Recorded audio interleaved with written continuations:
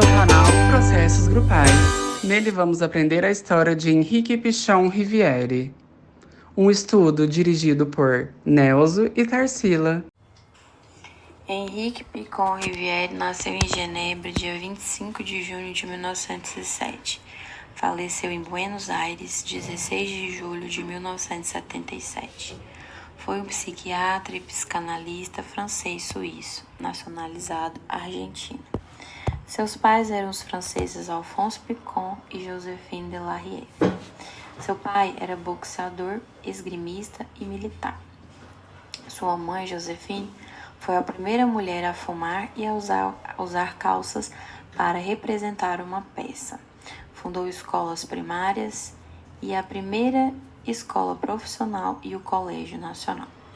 Pichon definia sua família como forte, unida e muito lutadora. Eram 6 irmãos e Pichon era o caçula. Muito unidos, ele e os irmãos não tiveram dificuldades em aprender o Guarani. No decorrer da adolescência, vivia absorvido pelos esportes. Foi campeão de ciclismo e praticava natação, futebol e tênis. Foi campeão juvenil de boxe em peso-pena e definia-se como curioso. Quando a mãe se reunia com as senhoras do povoado para conversar, ele ficava observando e ia se dando conta das contradições. Era um observador não participante. Primeiro aprendizado sobre o funcionamento dos grupos humanos. Pintou também aos 16 e 17 anos, onde começou a escrever seus primeiros versos. Escreve críticas e análises sobre 2 temas que o acompanham, o tango e a tristeza. Aos 18 anos, foi para Rosário estudar medicina. Estudando medicina, questionava a prática de ensinar, aulas práticas com cadáveres, porque ele estava distante do propósito de cura. Vê mais uma vez a contradição. Os alunos eram preparados para os mortos e não para os vivos. Estuda psiquiatria como autodidata. Inicia seus estudos anos antes de entrar na faculdade de medicina, pois buscava a psiquiatria e queria, através dela, entender o mistério da tristeza. Teve todo um cuidado em abordar seu paciente, integrando os 2 pontos de vista, o físico e o psíquico. Desarticulava assim a desunião entre mente e corpo. Iniciou sua prática psiquiátrica no Asilo de Torres. Uma das primeiras tarefas foi organizar uma equipe de futebol, e ao investigar os pacientes descobre que 60% deles possuem retardo que não estão ligados a lesões orgânicas, e sim eram produtos de retardos afetivos. O que não funcionava bem era a máquina psíquica. Para ele, por trás de toda conduta desviada, subjaz uma situação de conflito, sendo a enfermidade a expressão de uma tentativa fálida de se adaptar ao meio. Por meio da recreação, Pichon buscava uma ressocialização. O esporte, no caso futebol, surge como uma terapia grupal dinâmica. Pichon desenvolve inúmeras atividades, entre elas funda a Associação Psicanalítica Argentina, o primeiro serviço especializado de atendimento para crianças e adolescentes, funda o Clube de Futebol Matienzo, fundador do Partido Socialista, candidato a deputado pelo Partido Socialista, crítico de arte da revista Nervio, secretário do Comitê de Ajuda à Espanha Republicana. Funda a IADES, que é o Instituto Argentino de Estudos Sociais, e torna-se membro da Associação Psicanalítica do Brasil. Suas principais obras são Teoria do Vínculo, o Processo Grupal, Dicionário Crítico da Psicologia Social, Processo Criador, entre outros.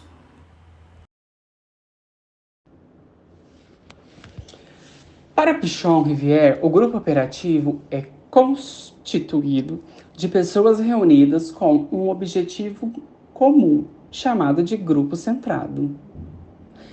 Na tarefa que tem por finalidade aprender a pensar em termos de resolução das dificuldades e manifestadas no campo grupal.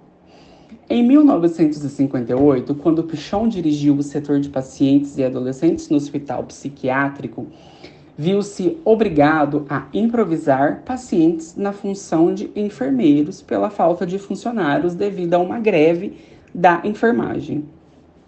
O novo processo de comunicação estabelecida entre pacientes e a ruptura de papéis estereotipados, que é o de quem é cuidado para o de quem é que cuida, foram os elementos referenciais nesse processo de evolução.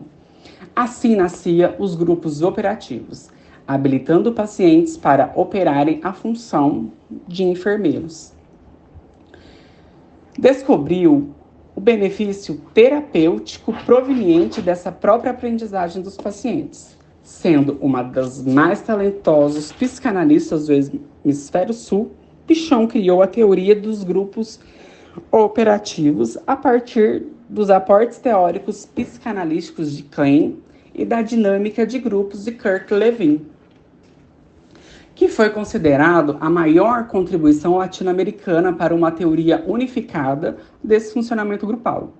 Segundo Pichon, entende-se que, por um grupo, um conjunto de pessoas movidas por necessidades semelhantes e que se unem em torno de uma tarefa específica ou um objetivo mútuo, onde cada participante é diferente. Ele exercita sua fala, sua opinião, seu silêncio, defendendo seu ponto de vista. E neste grupo, o indivíduo constrói sua identidade, projetando o outro dentro de si. Assim, o sujeito constrói sua identidade na sua relação com o outro, estando povoado de outros grupos internos, de forma que todos os integrantes do nosso mundo interno são presentes em nossas ações. Para Pichon, a mudança, que é o objetivo primordial de todo grupo operativo, envolve todo um processo gradativo, no qual os integrantes do grupo passam a assumir diferentes papéis e posições de frente à tarefa grupal. O grupo operativo ele deve ser dinâmico, permitir fluir a interação e a comunicação, alimentando o pensamento e a criatividade, reflexão sobre o próprio processo grupal, e uma tarefa é democrático. O grupo tem autonomia, sendo que o vínculo, o processo motivado que tem direção e sentido, tem um porquê e um para quê. Uma mútua representação interna e a tarefa norteadora de conduta são os princípios organizadores de um próximo grupo operativo. A técnica de grupo operativo processa a presença e intervenção de um coordenador, que indaga e problematiza, estabelecendo algumas articulações entre as falas e os integrantes, sempre direcionando o grupo para tarefas comuns, e o observador, que registra o que ocorre na reunião, que resgata a história do grupo e analisa com o coordenador os pontos emergentes. Então, essa técnica de grupo operativo, ela precisa de um ou dois coordenadores, um coordenador e um observador. Então, o movimento do grupo em torno dessa tarefa e os papéis desempenhados por esses integrantes. O aumento da pré-tarefa é caracterizado em grupo, ou contato com o outro ou consigo mesmo, na medida em que o novo gera ansiedade e medo. Esse medo de perder um próprio referencial, de se deparar com algo que possa surpreender e, por sua vez, suspender as suas velhas e certezas de si mesmo e do mundo. A partir do momento em que é possível elaborar as necessidades básicas e romper com essa estereotipia, abrir-se para o novo e o desconhecido, pode-se dizer que o grupo está na tarefa. A tarefa é a trajetória que o grupo percorre para atingir seus objetivos. Então, ela está relacionada ao modo com que cada integrante interage a partir de suas próprias necessidades. Compartilhar essas necessidades em torno dos objetivos em comum do grupo pressupõe uma flexibilidade e uma perspectiva de abertura para esse novo.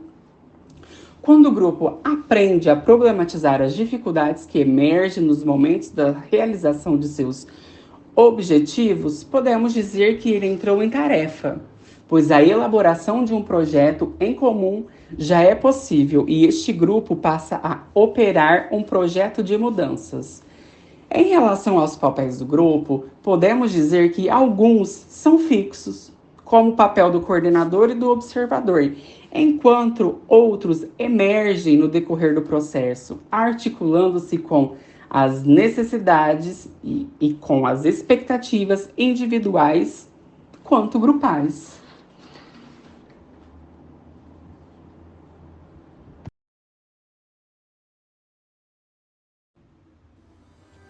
E esse foi mais um estudo do nosso canal. Obrigado e até a próxima. Tchau!